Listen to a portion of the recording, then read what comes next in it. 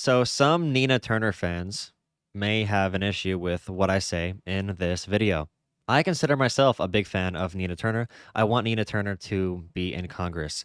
At this time, when like in a year or two, whenever the elections are in 2022, the end of 2022, whatever, I want her to win. I think we need more progressives that will challenge the current status quo. We need more progressives in office in general. And I am a progressive, and I'm also a pragmatist. And I have an issue with how many progressives work within politics. I think Bernie Sanders and AOC are two people who walk the line between pragmatism and idealism. So they push for big policies like the Green New Deal. They are pretty combative towards the leaders and the status quo in the Democratic Party. They push things to move in a more progressive direction, but they don't do it in a way that's dumb. AOC and Bernie Sanders, they get criticized from the left, the online left sometimes, for not being aggressive enough against the Democratic establishment. So, for example, AOC will go on The View and call Nancy Pelosi Mama Bear. Does AOC want to call Nancy Pelosi Mama Bear? Does AOC like Nancy Pelosi? Probably not. I would say definitely not. She doesn't want to call Nancy Pelosi Mama Bear, but she does do it because she understands in order to get progress done, you need consent from people within a representative democracy. And when you're in a democracy, people like Nancy Pelosi, they are very popular. Joe Biden is somebody who is very popular. Bernie Sanders really was aggressive towards Joe Biden during the primary. Bernie Sanders is really aggressive towards the Democratic Party in general during elections. But after elections, he turns into a pragmatist. So although Bernie Sanders was really angry at like Joe Biden, after the election, he said, you know what, Joe, you win. Bernie Sanders is one of the most popular politicians in America. He doesn't want to throw away that political capital. So after elections, he says, you know what, Joe, I'm going to take a step back. I'm going to work with you to get policies done for the American people. So AOC and Bernie Sanders understand you need to be popular. You need to have consent from the public in order to get things done. You can't literally just say, I hate you, Nancy Pelosi. You're corrupt. I hate you, Joe Biden. You're corrupt. I hate all of the people who are leading this party. You are all corrupt. It doesn't work. People like Pelosi. People like Biden. The voters, AOC and Bernie Sanders, can't get are the voters that do support those two people. And right now, Nina Turner, she's having an issue because during this general election, by the way, Democrats really don't like Donald Trump. Democrats like Joe Biden. Democrats really did not want Donald Trump to beat Joe Biden. When Nina Turner said that what did she say exactly? That Donald Trump is like eating a full plate of shit and Joe Biden is like eating a half plate of it. She said that. So she said Joe Biden is still shit, but he's better than Trump. Dude, that's not going to work with the Democratic voter base. And it's not even true. Historically, Joe Biden, if you are being realistic, if you are being honest with yourselves, Joe Biden is getting a lot done as president compared to presidents throughout U.S. history, other than presidents that had like complete unilateral power.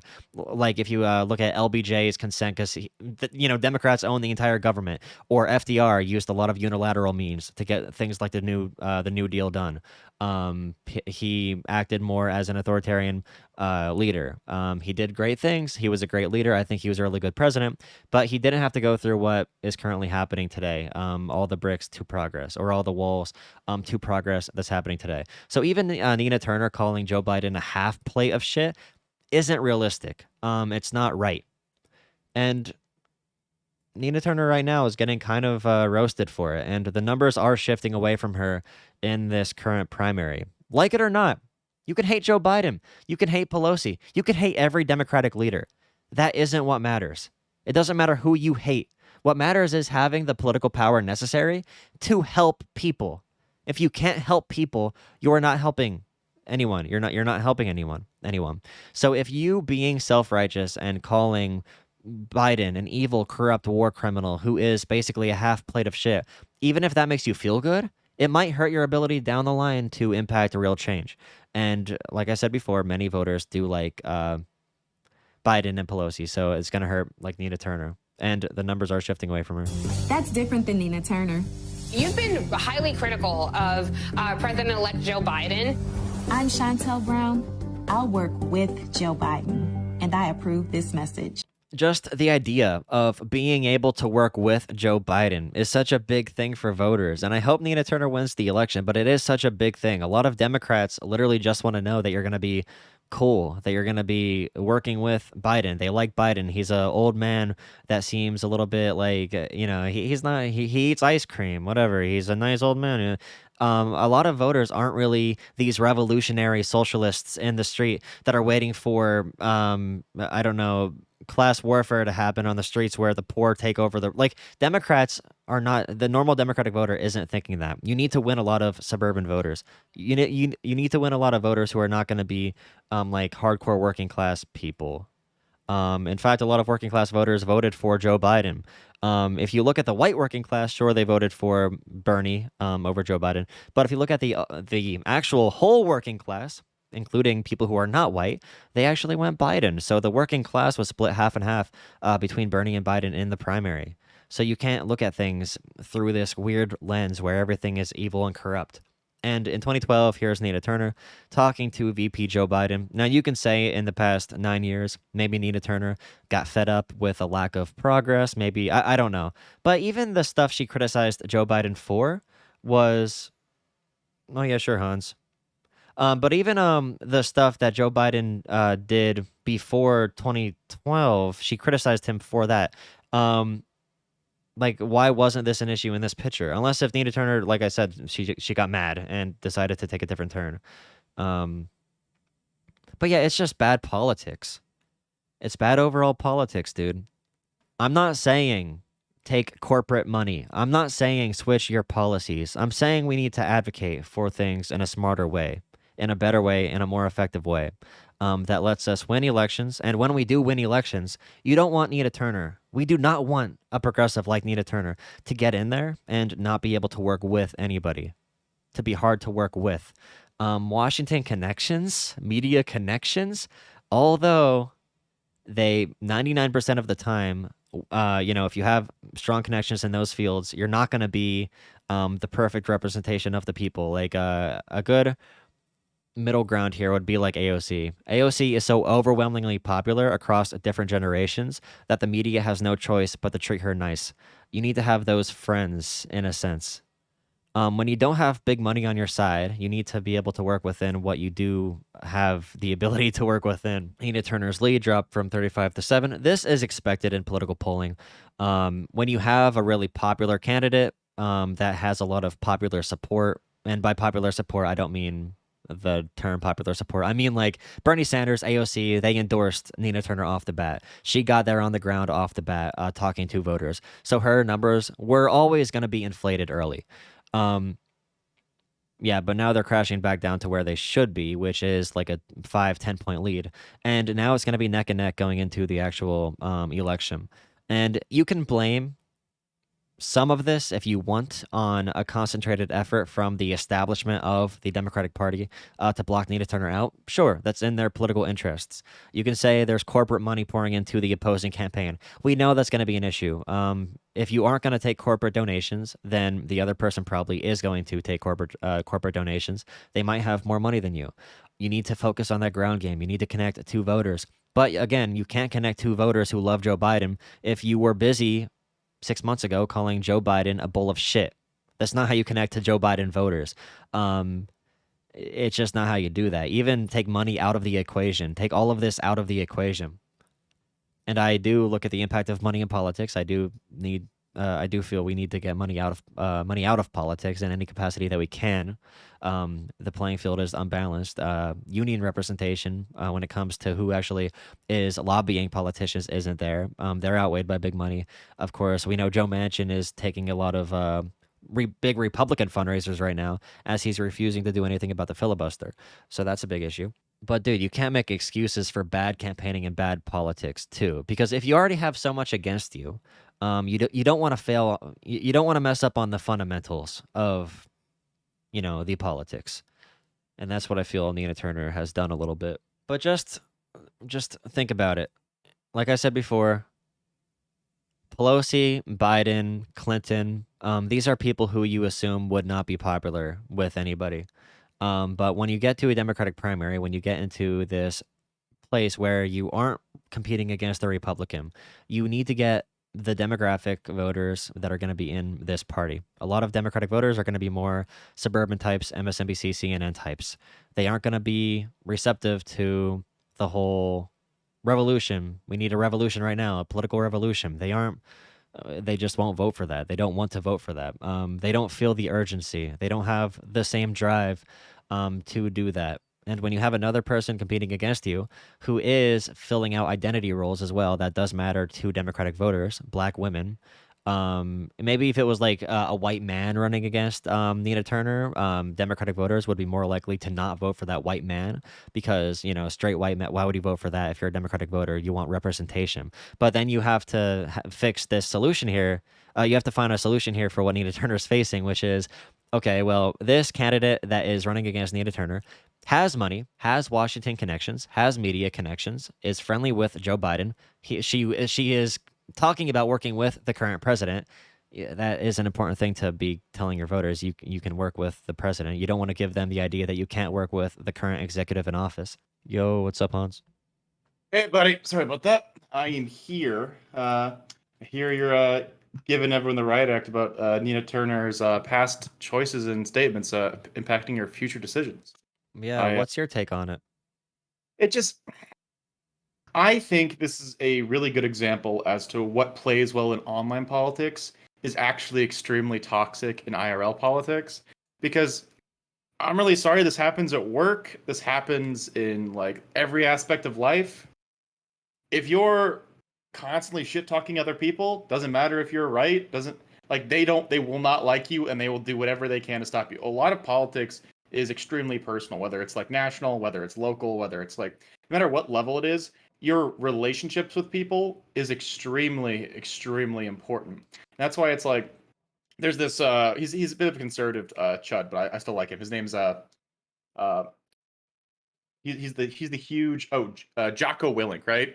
He's like that super aggro like bootstraps marine former guy, and he just constantly talks about like hustling and like playing the game at work and like being nice to everybody and like building connections. And a lot of people don't want to do that, but I think that's extremely key in actual success in politics because it doesn't matter how right you are, right? It doesn't matter like because there's a million sorry that's just too many because like the online left isn't that big. There's thousands of people who have our exact same positions or have like say Bernie Sanders exact same positions and they're not Bernie Sanders, right? And a lot of that is just being able to play the game and work with people. Oh my god, it's not just relationships fate win, but if you think you can be a straight asshole to every single person that you've ever met and then like hope that everyone still supports you, I'm sorry, buddy, you have another fucking thing coming. So many things are political, whether it's like you just trying to make yourself like the head of like a club at a university or like the head of like a schoolyard like sports team. All of those things are political. It's about personalities. And a lot of people don't like talking about that because that's what feels like touchy-feely stuff. Everyone's like, I just want to talk about policy and healthcare. And like, you're right. Those things are super important. Those can inspire people. But your personal brand is also extremely important. Everyone has a brand. Bernie Sanders, the grumpy old man who tells it like it is, that is a brand. Same thing as Joe, as the straight talking old man grandpa who likes ice cream. Like, okay, like all those things are important. So, yeah, Yeah, okay, it's sorry. very difficult. It's a really hard thing to get your head wrapped around because if I, for example, know that a politician did something really bad, a local politician, I probably should not go on Facebook and call that person an idiot. I'd actually be very hurt to do so. My ability to advocate for my issue is hurt by doing that. Because not only am I ruining like connections within politics, but also people who support that person is gonna look. They're gonna look at me and say, "Wow, look at that idiot, calling my favorite politician a dumb, corrupt asshole." Like Joe Biden has major drink a beer with energy. And drink a beer with energy matters a lot more to getting elected than being a huge revolutionary fighter that's going to be fighting for working class issues. You need to do that too. And that is, that's politics we do advocate for. But you need a combination. These suburban voters that are voting Democrat, they want to know or they want to feel. They want to feel like the person they're voting for is a good person who is chill, laid back, and also, we can work together to solve problems. They don't see like a big doomer world that needs to be solved by a class revolution right now. That makes them very uncomfortable, matter of fact. So people like Pelosi and Biden and these more entry level politicians, I guess you can call them, are a lot more are going to be able to acclimate to them a lot better. True. And it's just like, and like Fate, I know like you're angry about this, right? But here's the thing. Do not give people reasons to dislike you. If you have political enemies, they will, yes, pull out all the stops to take you down. But if you're nice, if you're agreeable, it's much, much more difficult. That's why it's so much harder to pin negative stuff on AOC than Bernie Sanders or Nina Turner, despite the fact that their policies are essentially the absolute same. And a lot of that is explicitly because of her branding and her corrigibility with like everyone around her. It is a huge benefit. Like, and if two people agree with like have all the same like positions and one is a piece of shit asshole to everybody around them and the other one is not, guess who people are going to gravitate towards? Like Barack Obama won the 2008 primary by like almost a sheer charisma alone. Oh my Like, goodness. Yeah, of course. Yeah. He was such a good a great speaker. I mean, he can seduce anybody to give him political consent to do things because he just spoke so well.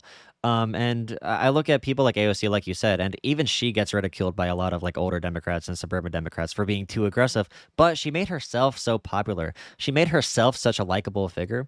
And this is where I think the word fight really gets in the way because fight carries the connotation with it that you're being aggressive, that you are demanding change right now. But if you really want to effectively fight evil forces in politics, you have to beat them at the game. We are playing chess in politics. We are not going to the schoolyard and having a fist fight. This is very complex and needs to be done with surgical precision if you want to get stuff done. absolutely true. It's just it's I think it's something that we all need to, if we want the left and but in particular the online left to be like more effective, is we have to understand it's more than just being right. It's about how you're right and how you sell yourself to other people. Because again, like you talk about this a million times. Like Bernie didn't get a lot done in Washington for 30 years. And now he's making serious plays and shaping policy because of his relationships with Biden now. And those kind of things get so much more done than someone who will say like attack Biden over everything because like it doesn't matter how much you hate this person. It's his administration that's going to control the consensus right now. I think we've kind of realized that we're only going to be able to go as far as Joe Biden is willing to go in this administration. We've had some progressive pushback, right? We're getting like the potentials of a second reconciliation bill because progressives were unsatisfied with the infrastructure bipartisan thing.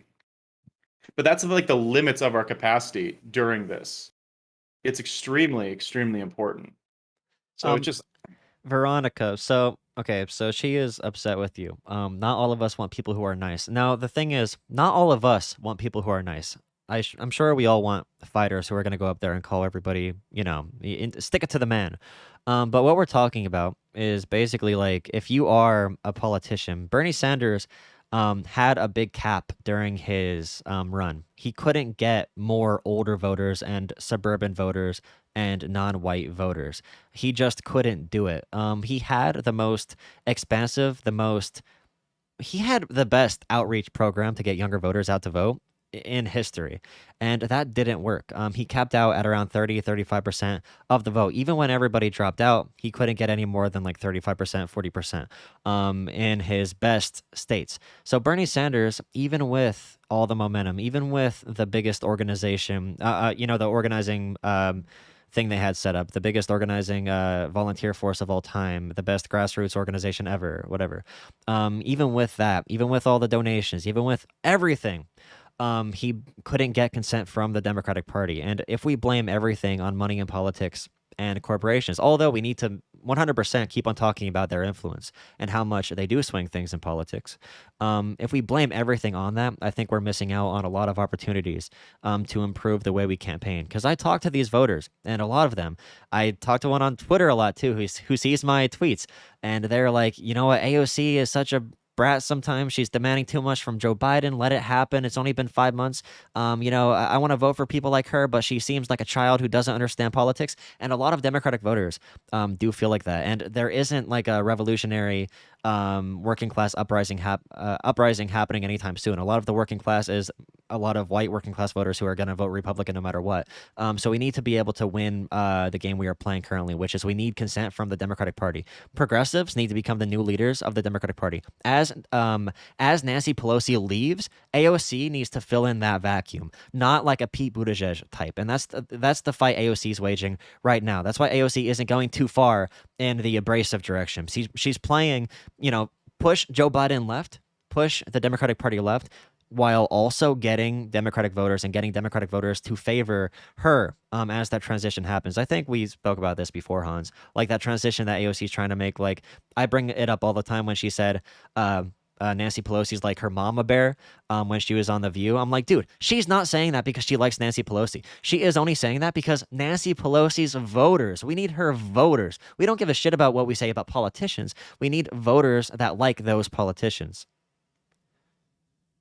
Yeah, it's just because I guess my question for like all the people like molding in chat. I see you. I hear you. I'm sorry. Wait, the person that's beating Nina Turner is a black woman. She is saying she's going to work with Joe Biden. It's not about being nicer. It's about not being dumb with your political messaging. Because literally, Nina Turner said Joe Biden is like a plate of shit. You're not going to get Democrats who voted for Joe Biden to vote for you if you call Joe Biden a plate of shit. That's not how politics works.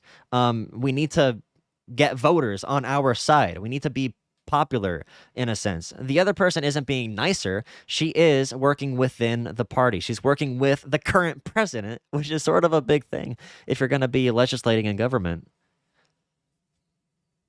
It's like I guess my question, right, is what's your It is about being a centrist, though. No.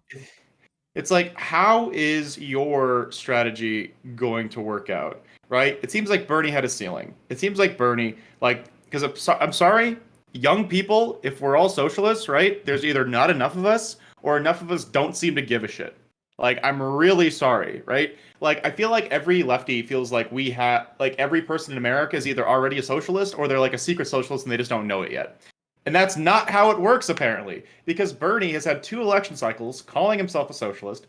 And yeah, we have more socialists in America now, but is it enough to win? No. So it's like, if your thing is just like, oh, if we can just keep telling it like it is, and like that'll eventually like make everyone like us. Okay, like, I hope we have enough time for that.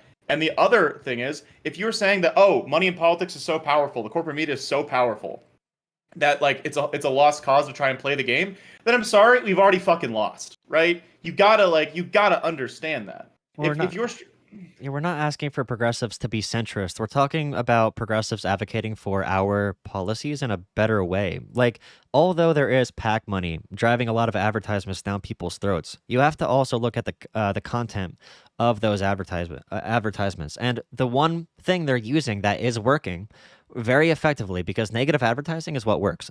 People respond to negative advertising. That's why so much money is spent on negative advertising. We talk about this in political science all the time. It's not spent on positive stuff about your candidate. It's more going to be knocking down the other person because it works better. They're advertising how Nina Turner called Joe Biden a bowl of shit. Like, that's what they're showing to voters, and voters are seeing that, and they're thinking, wait a second, Nina Turner doesn't want to work with Joe Biden. Why is she even running if she doesn't like Joe Biden? Wait, Nina Turner wanted Trump to win over? I know she didn't want Trump to win over Biden, but they get that impression from the advertisements, from Nina Turner's own words. If I saw Nina Turner, like, imagine if it was the other way around, and a Democratic voter said like Bernie Sanders is like a half plate of shit and Donald Trump is a full plate of shit. Bernie voters would not see that as a stamp of approval for Bernie Sanders.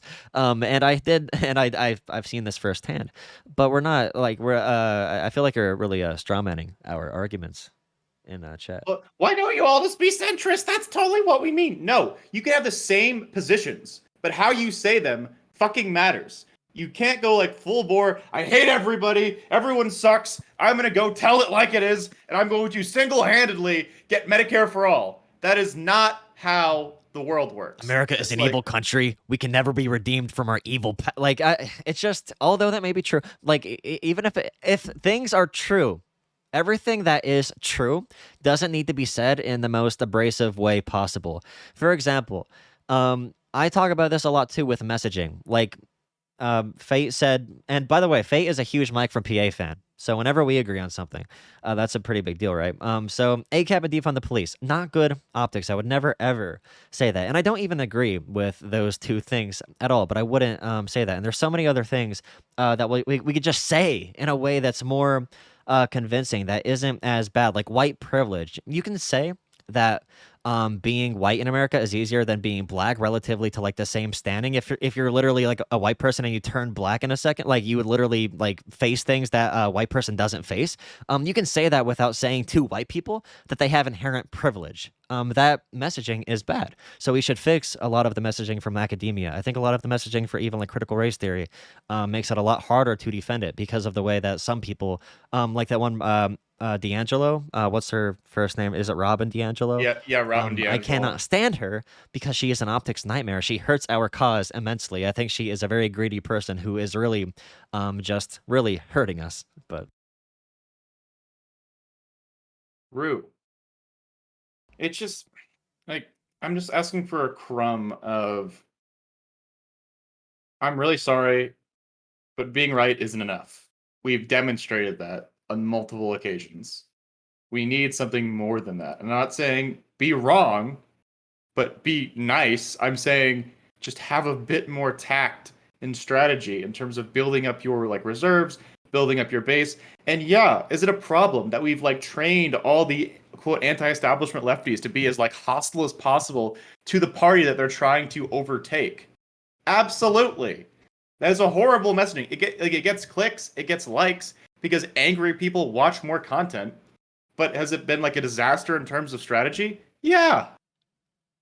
yeah, we want to be the new Democratic Party. We don't want to do like we aren't looking to be a, I don't know, the People's unrealistic Party. idea. Yeah, the idea that we're going to tell people to ditch the Democratic Party isn't the goal. And I do agree with Kyle Kalinski's original intent when he not made, I made videos debunking this, but when he signal boosted the Justice Democrats, I agreed with their goal of taking over the Democratic Party. The part I did not agree with, because it doesn't work, is hostile. When he says they need to be a Tea Party on the left, the Tea Party, their issues that they advocated for aligned with elite interests. They aligned with capital interests, lower tax. Like this is all stuff that rich, powerful people already agreed with.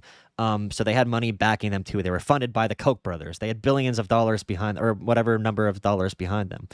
Progressives is a totally different ballgame. I agree with the idea that we need to take over the Democratic Party, but I disagree with what fight means because in my mind, winning a fight takes discipline. It takes knowing when to swing and when to be able to sit back and not say something that is going to be that'll be detrimental for your future.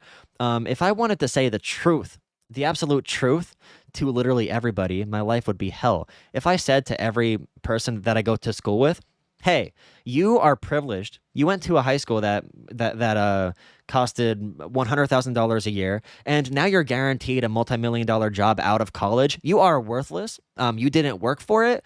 You are actually sucking life out of this country because you got all of your money from inheritance." If I said that about like people that I know, I would lose out on so many opportunities to help other people. Because who's going to be giving me a job? It's probably going to be somebody who came from a rich family. So if I say all rich people are evil, a rich person might not want to give me an opportunity to work on a political campaign or work for an organization or be in a position where I can actually help people. Or if I say to a rich person that makes a couple $1 million a year, I want to raise your taxes so I can fund healthcare for this entire country, universal healthcare. If I say to them, have a more patriotic stance, pay back into this country because you love this country and you want to give other people the opportunities you had. Be patriotic about it. Give money into this system so everybody can have healthcare. If I say that, that'll be a lot easier to get through than if I say all rich people are corrupt, evil winners of capitalism who have caused mass death. Give us your money now to fund healthcare, or we will have a revolution. Like, one of those messages is a lot easier to actually get done. All right, buddy. Have fun I with hate your DND. on Jones and Drogon. Sorry for leaving your chat all spicy. It's Good to see you fun. streaming again. I Yeah, know it's like been a couple weeks. hope you've been doing Thanks. good. Thanks, man. Have a fun night. I am ready. I'll have the most fun. All right. Good night, man. Perfect. All right, good night, man.